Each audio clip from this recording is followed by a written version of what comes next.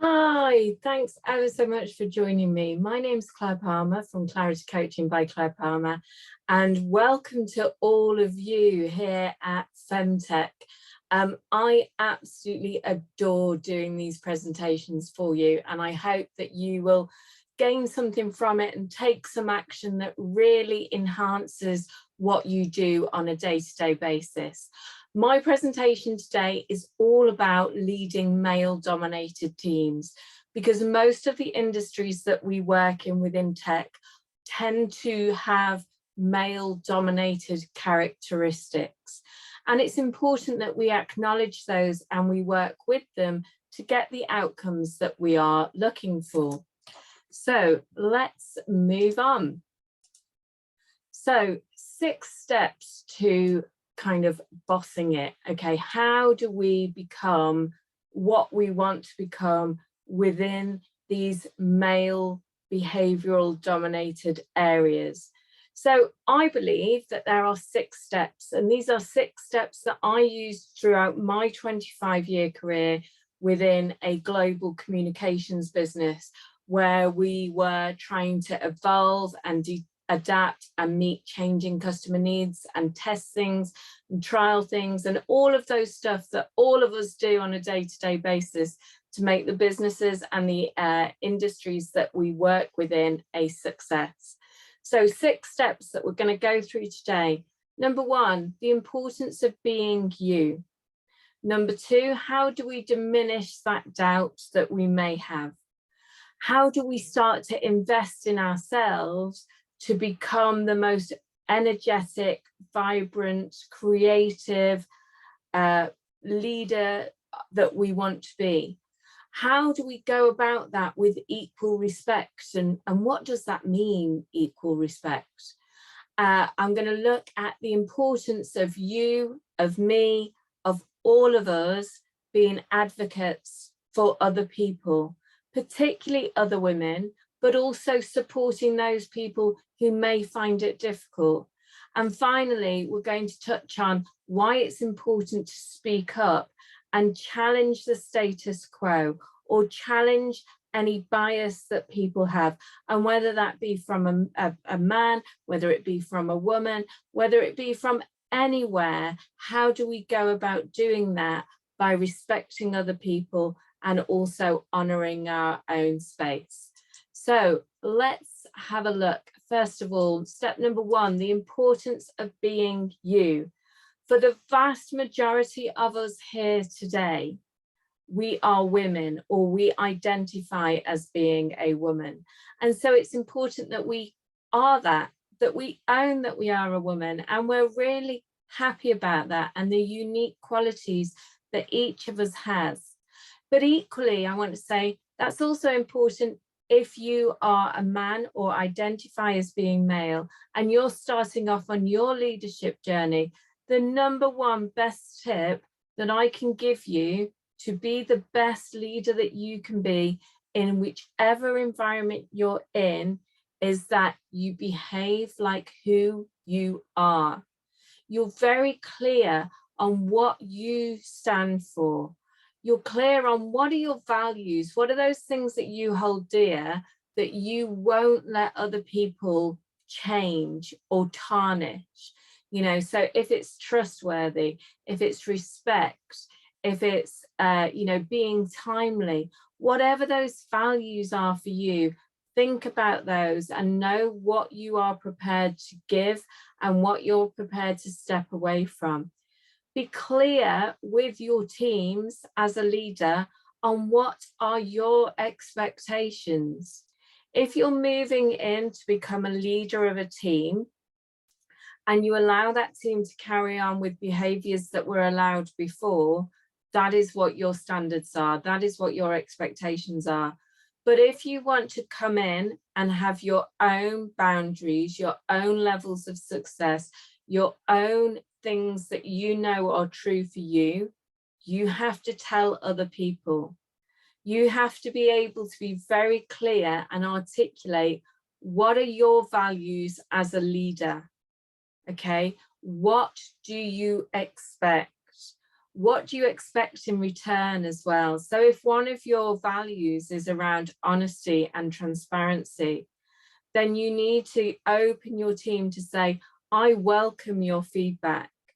Whether the feedback is good, bad, or indifferent, I need to hear it, because I want to be able to work collectively with you as a group, as a team. And so being able to put that over and being able to say why it's important for you, it really brings out that authentic version of you. And once people know what that authentic version of you is, it's easier for them to start to adapt to that. And equally, you understanding what other people's values and expectations are. Because if you're leading a group of people and the majority of them are men, they are going to have some specific expectations, and you need to know what they are. You're not a mind reader. You and I have many great skills, but none of us can read minds. So we need to be able to make sure that we instigate that conversation and we have the confidence to do that. Because regardless of whether we are female or whether we are male, we are here to lead these teams. And knowing what good leadership means to you means you can articulate it to others. And I really emphasize that point of what it means to you. You can read loads of leadership books. You can understand lots and lots of different leadership styles. But unless you make it authentic to you, you are just going to be copying someone else's style. So be authentic in what your version of that is, and take some time to articulate that. It's one of the things that I did throughout my career, leading many different teams, was on day one, I would set out what are my standards, what are my expectations, what do I need from other people? And I was really honest about what are my strengths and what are my development areas. Because if you've already put it out there, what your development area is, people can never use that against you because you've been honest. It's not a weakness. It's about saying, I want a team of people who support each other as a collective. And so within my team, I need people who can cover those gaps for me. And once I know what their gaps are, I can help them to develop them. So bringing that whole thing together by being authentically you. Do not be ashamed of who you are and where your background is and all of those things, because they absolutely make you who you are. And that is fabulous. Now, you may not think that. You may have some self-doubt in your mind. And I want you to start working on that. I want you to start thinking about, what are the words I'd use to describe me and my leadership style today? And what are the words that I will use in 12 months' time, 18 months' time, or 2 years' time? And look at those set of words and think about, what does person today, what do I do today that uphold these words that I use to describe myself? And what will I be doing in the future that make me uphold these words that I'm using to describe me in the future? Why not put some of those words in the chat right now? Put how I see myself now. Give me a couple of words. But how you see yourself as a leader in the future. And once we start looking at those words, once you start thinking about, what do those words mean to you? What value are you putting on them? And what self-doubt are they potentially reinforcing compared to how you see yourself in the future? It's a really good exercise to start you in this journey of diminishing that self-doubt about being an incredible female leader. Look at those words that you've put that represent you as a leader in the future. And what I want you to start doing now is talking to yourself in those words about right now. So if you've put yourself as quiet right now, like how I see myself now in my leadership style, I'm quiet, I'm reserved. In 12 months time, 18 months time, I see myself as energetic and listened to. Okay, I want you to start telling yourself now that you are an energetic leader whose input is valued, who's not afraid to give her opinion.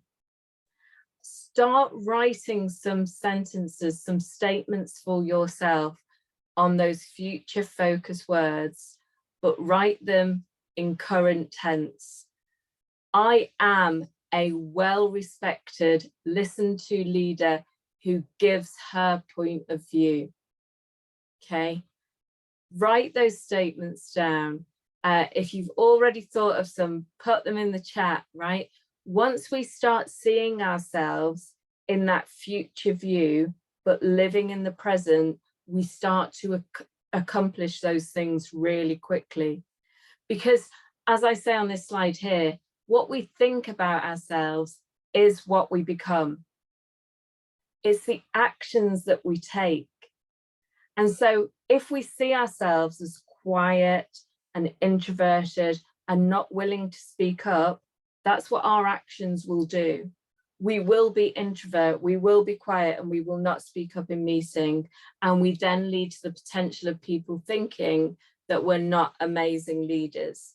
Where when we start to see ourselves as outspoken, passionate, creative, energetic, we start to take actions that represent those words.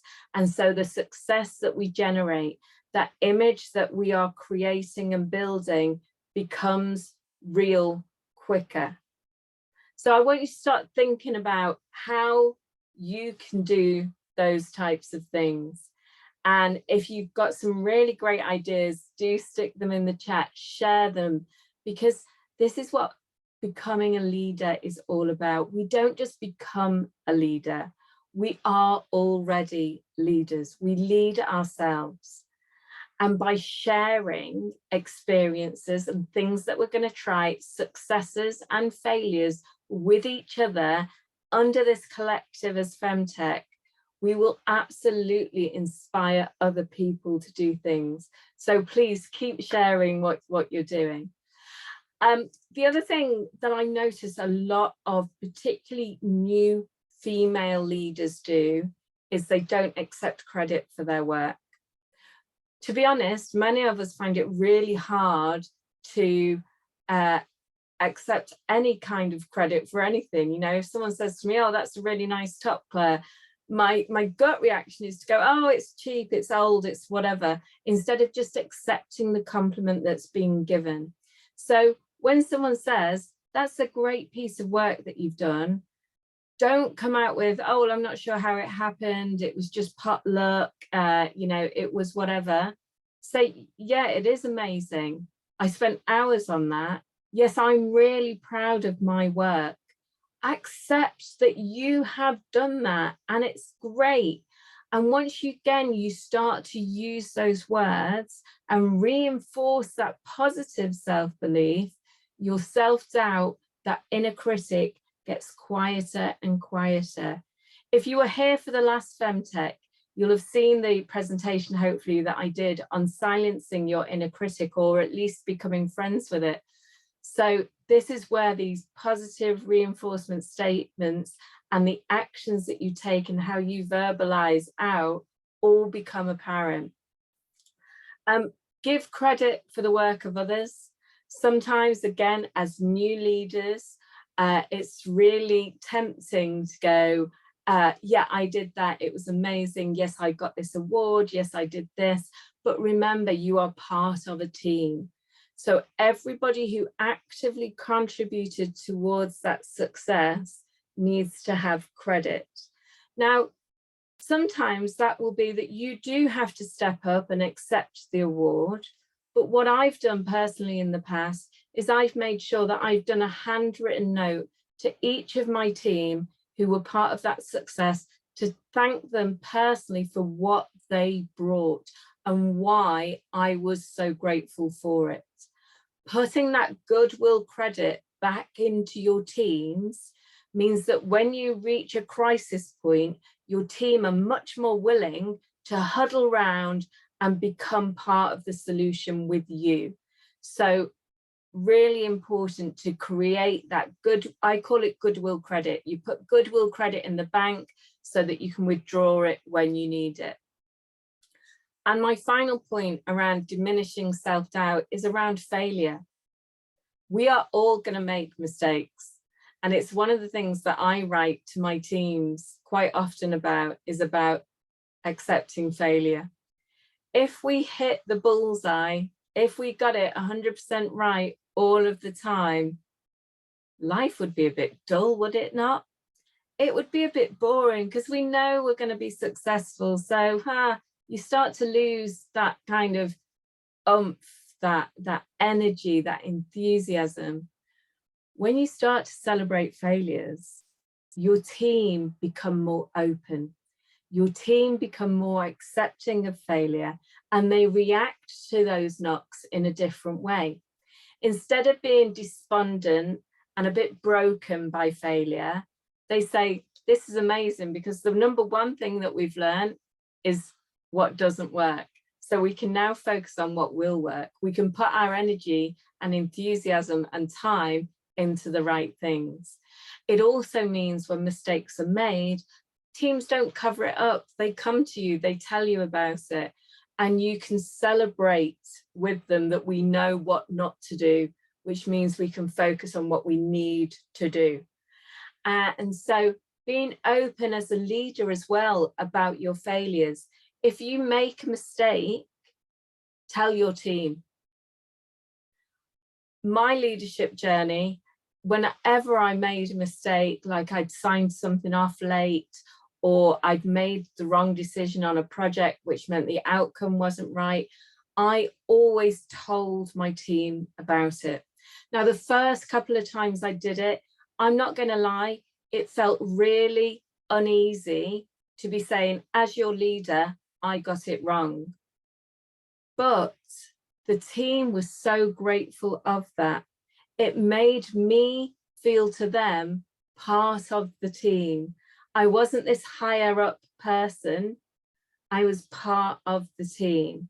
And when we're leading teams, we are looking to have people come on board with us because they buy into who we are authentically.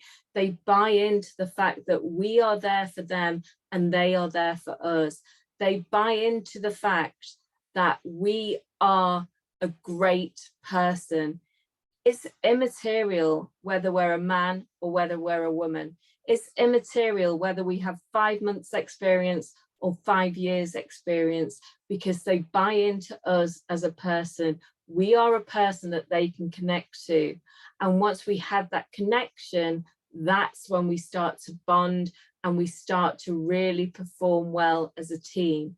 And getting that across your team is difficult, but it is doable because you are able to take your time to do that. And you know, as I said about the self-doubt, when that self-doubt starts creeping in, as I say here on the screen, you need to take hold of yourself and you need to say, stop talking rubbish to yourself, lady. You are amazing, and you are amazing because you are going to deal with this crisis and you will come out the other side. And then start planning the action that you're going to take to get to the other side. It's really important as a leader, again, whether you're male, whether you're female, to take time to recharge. And when I say recharge and we talk about self-care, there's loads of articles about it. You know, people telling you to stay off social media, to put your out of office on, to not check your emails, but you have to do what's right for you. And you have to know what your boundaries are.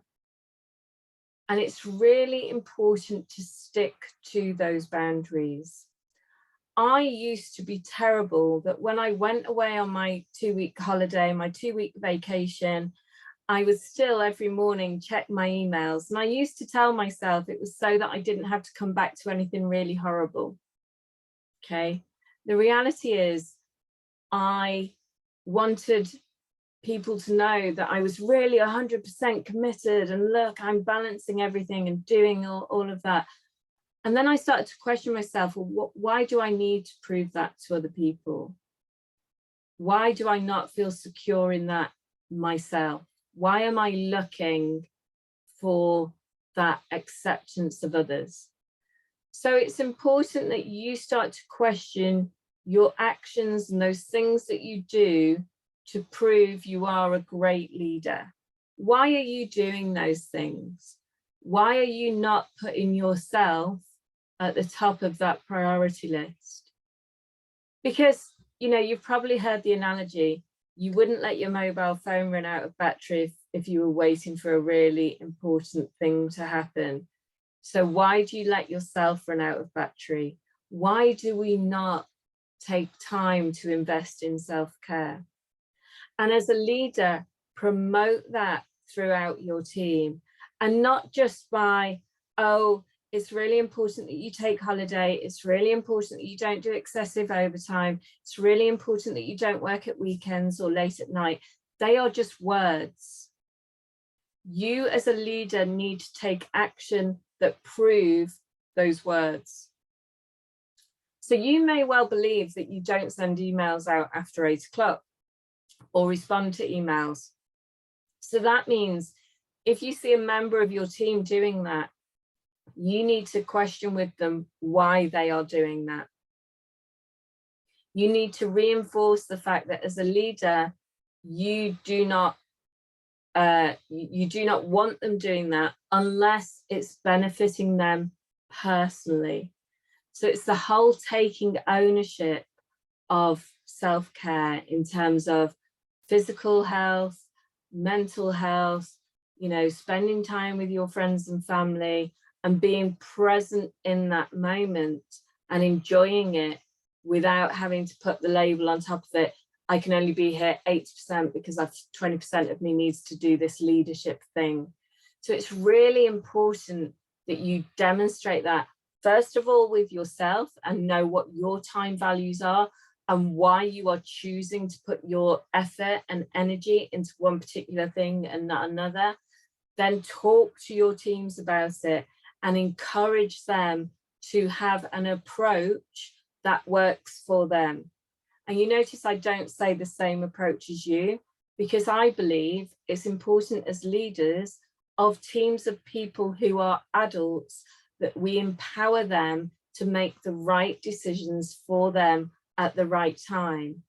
So as long as we're meeting our business objectives and requirements, our people are there and doing the things that are right for them in the right way for them. And we as leaders give them the autonomy to do that. And again, going back to the goodwill credit, that building up that relationship, that all plays into that. But it equally means that when you see someone stepping over that boundary, you don't wait for your team to come and tell you about it. You deal with it. You are able and capable to deal with that. You can hold someone else to account for their actions. And it's important that you do that, because otherwise one negative person in your team or negative set of behaviors can quickly become established and will spread out so quickly that it then becomes a real battle to control it in again. So setting out your standards, again, I go back to setting standards from day one, will really help you do that.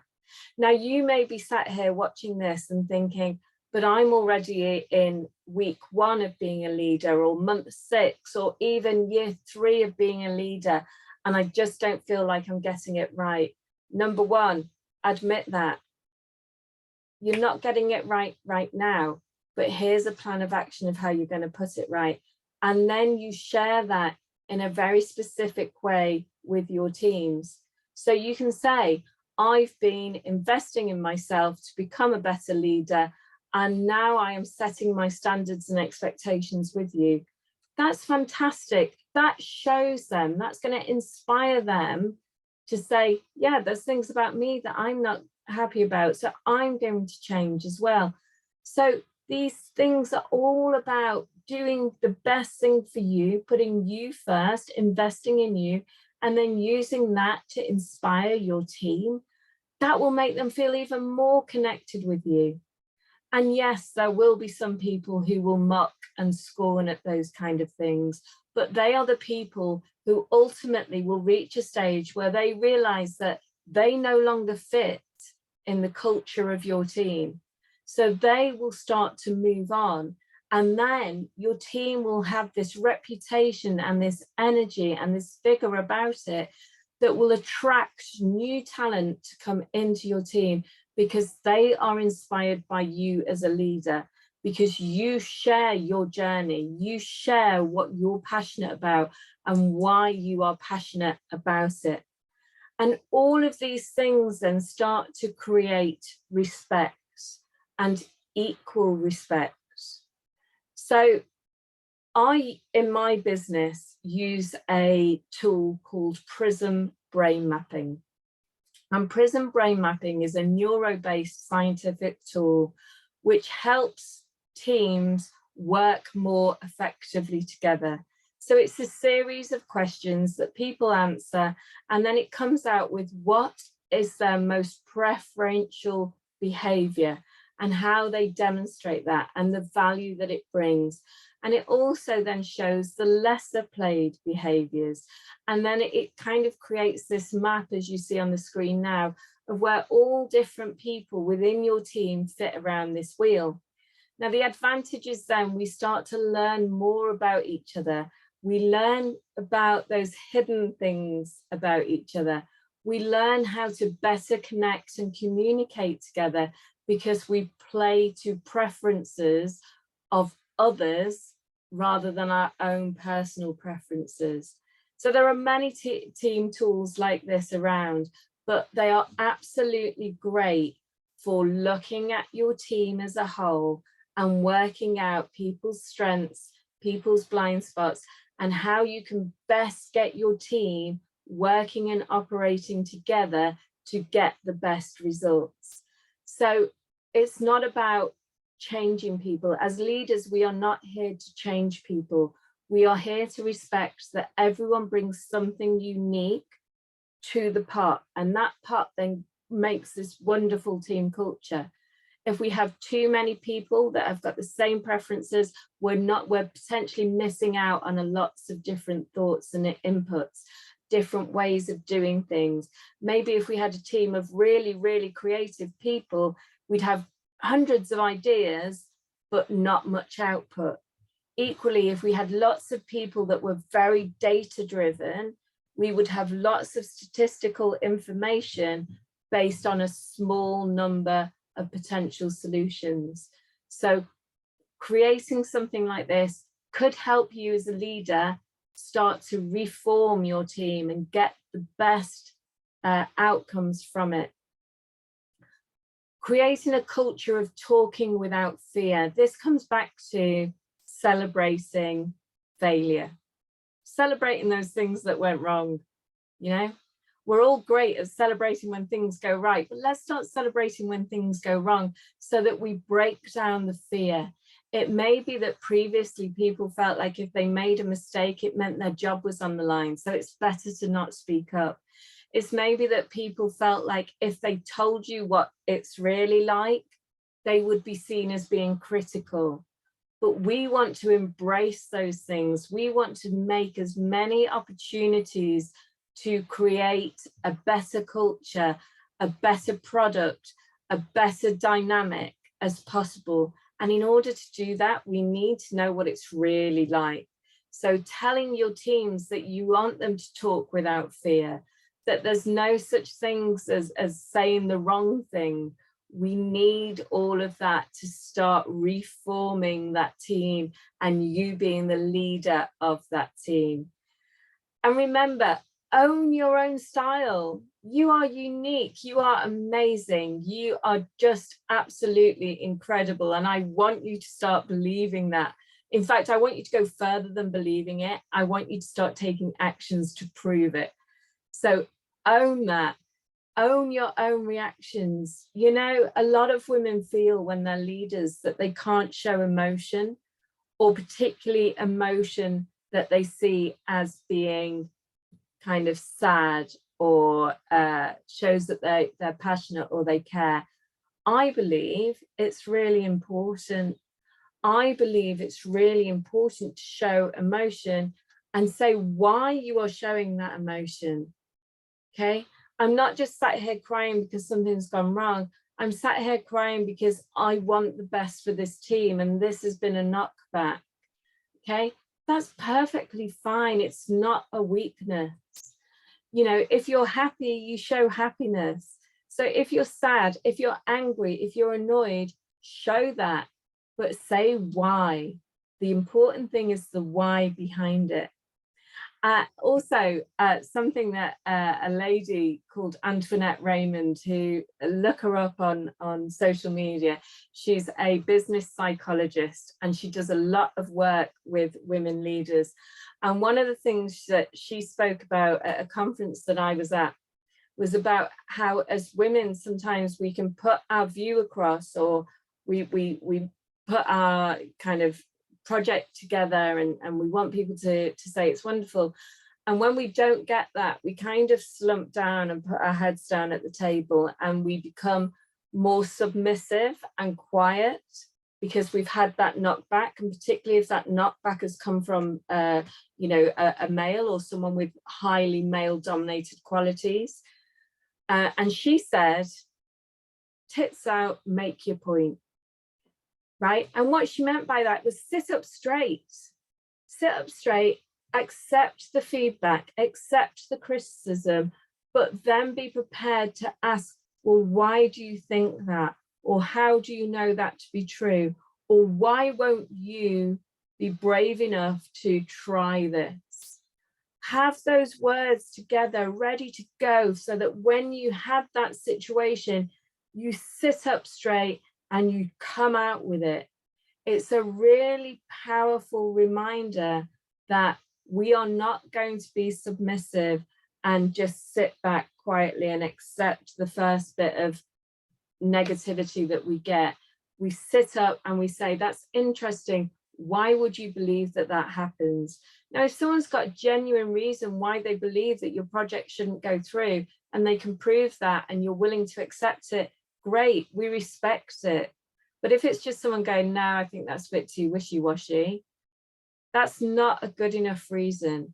And I want you to feel comfortable in yourself to challenge that. And so take those words, play them over in your head, and be prepared to challenge why someone is saying no to you, and ask them for those reasons. Ask them what they're basing that decision on. What evidence do they have? And why aren't they brave enough to try something new? Let me know in the chat all your thoughts on this, because I'm watching the chat and I'm going to respond to as many of you as I possibly can. Because as you can see, I'm really passionate about supporting you to be the best leader that you can be. And I've given some of my own examples, but that isn't so that you all become a carbon copy of the leader that I have been. It's so that I can share my story with you. I can share my experience.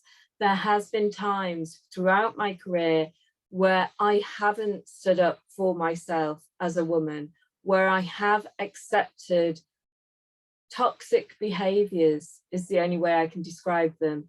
You know, I've had a male boss who, because I was paid more than him, when he became my manager, refused to help me because I was paid more than him. Now, at the time, I didn't challenge him on that, but I took the decision to prove him wrong. So I took the decision to have a question that I needed an answer to use my network to gain the knowledge so that I could answer my own question.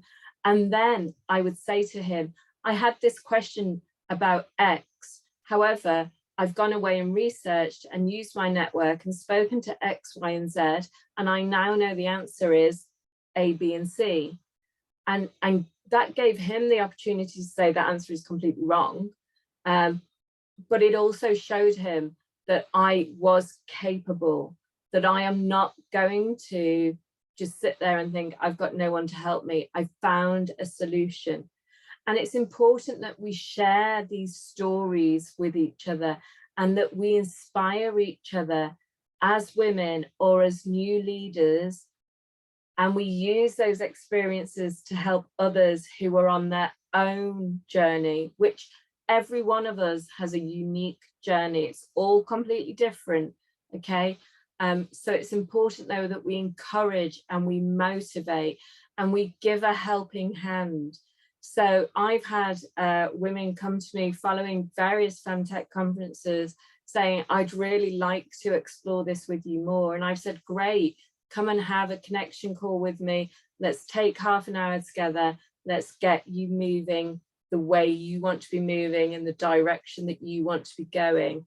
And it is about giving a helping hand and supporting each other and showing each other our worth, you know, giving each other feedback and praise and critique that comes from in here, okay? Whenever I receive feedback and critical feedback, I believe it's because someone cares so much about me that they are willing to give their time and their words to me to help me become better.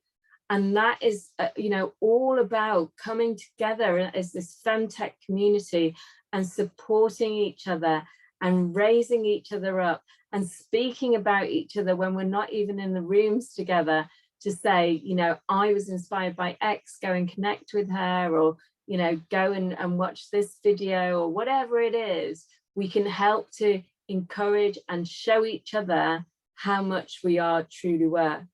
And by doing that, we can start to break back perceptions and barriers. You know, if you find yourself as a woman leader always being asked to take the notes, always being asked to be the one to go and get the teas and coffees, always being the one to go last on the agenda. And actually, we all know that if you're last on the agenda and people have run out of time, they've left the room. You need to challenge that. You need to say, I've noticed you always ask me to take the minutes. Is there a reason for that? I've noticed that I'm always last on the agenda. Can we not try mixing up the agenda a bit? Or why am I always last on the agenda? And don't tolerate the excuses. Don't tolerate the fact of, oh, well, you come last on the agenda because it's customer service and, you know, we need to go through the technical stuff first. Actually, if we don't get the customer agenda right, doesn't matter how much we invest in technology, we don't have the customers there to use it. Try to think of what those excuses will be and have your answer ready, your challenge ready for those excuses. And also, when you come together as a collective, and whether it be under the Fem Tech community umbrella, whether it be with other women within your organization, whether it be within another social networking group that you have going, I want you to start removing the pity parties.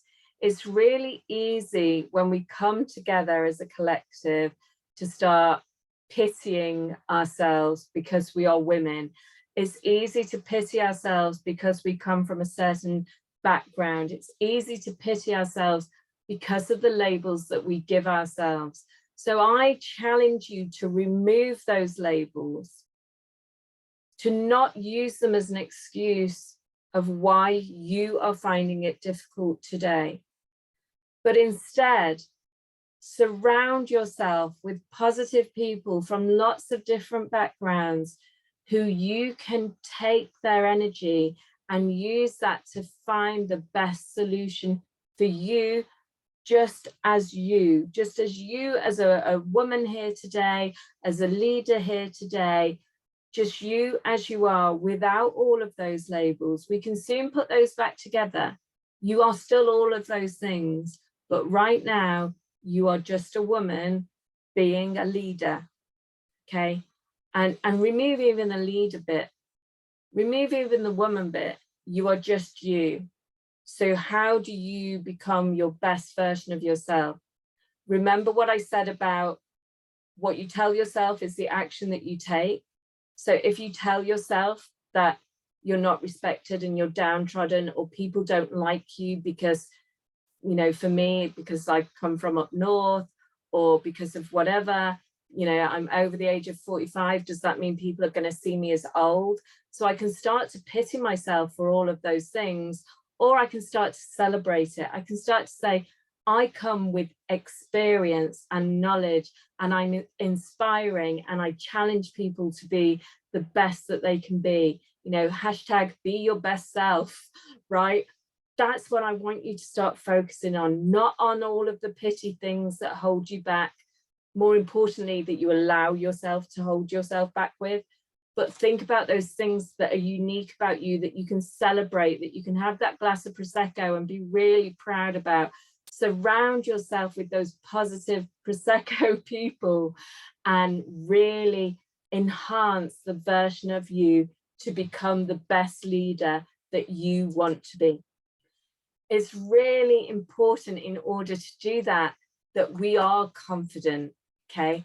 And for many of us, this is going to be different things. You will know where your confidence level is at the moment.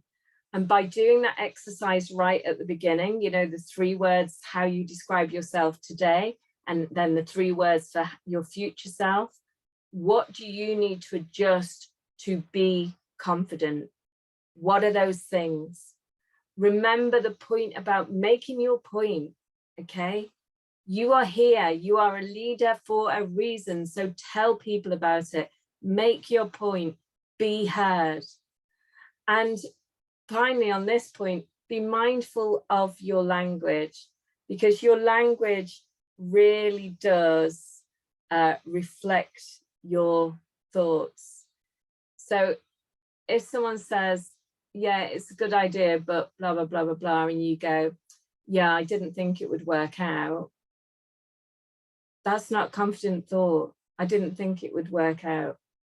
A more confident thought would be, it's a shame that it's not going to work on this occasion, but with your feedback, I'll come back with something better. Okay, so be mindful of how your language is reflecting your inner thoughts.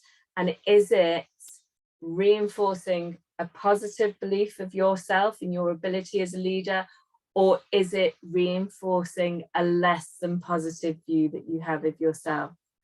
So speak up, be heard, be confident, make your point, and be careful on the language that you use.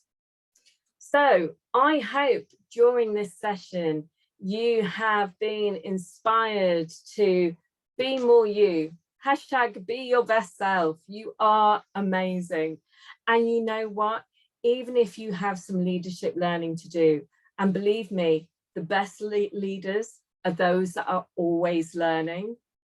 That's fine, because you are a fantastic learner. You've been doing it since the day you were born, and you have so far done it amazingly well. You are not going to spoil that record. So keep learning to be a leader that inspires others. Be you. Diminish that doubt you've got. Go back to those 3 words. Make yourself a positive affirmation statement. Stick it on your mirror. Tell it to yourself every single day with a huge smile on your face. Number 1, it will put your brain in the most amazing place every single day. Okay, because smiles are infectious, even when we smile at ourselves. And number 2, your actions will start to reflect those beliefs that you have. So the more you reinforce a positive belief, the more action you take to move towards that. And then that's all about investing in you, giving yourself the space and the time as a leader to recharge, to invest in yourself, to learn, to share. All of those things come into play. Equal respect. This is about respecting that everyone in your team is uniquely different. They all have different preferences, different skills to bring, different ways in which to present themselves. but they are all welcome at the table because they all have a part to play in making the team amazing, the team that you are grateful and proud to be the leader of. Be an advocate for other women leaders or other new leaders and share your experiences. Ask for help, ask for inspiration, and give help and inspiration. And remember, speak up with that positive, strong voice that you have and talk about celebrating failure, celebrating success, challenging people on their beliefs of why they think the way that they think about you as a leader, or your ideas or your projects or whatever it is for you. Speak up and make those challenges. And all of those things together will help you to become or enhance, because you're already a leader. You're not becoming a leader, you're already a leader, but you will enhance that leadership style that you have to lead yourself and to lead and inspire other people. So guys, I can't believe we're at the end already. This has gone so quickly and I've loved it so much, and I'm going to go through these comments and respond to you all. But I want to thank you for investing your time with me today.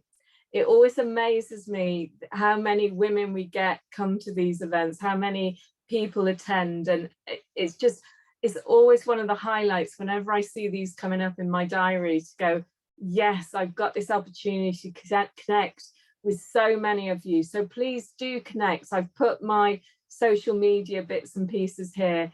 Connect with me, send me your feedback. I want to know what you've thought about today, what changes you're going to make. And if I can help you in any way, you only have to do one thing, and that is just ask.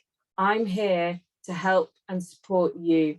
So I want to say thank you so much to Fem Tech and their wonderful sponsors for putting on this event, making it accessible to so many people across the globe who maybe wouldn't get this type of opportunity normally. So thank you, Fem Tech, thank you to your sponsors, but most importantly, thank you to everyone who's shown up today. I'm so, so grateful. And I just want to yet again say thank you. And you know what? Hashtag be your best self. See you all again soon. Bye now.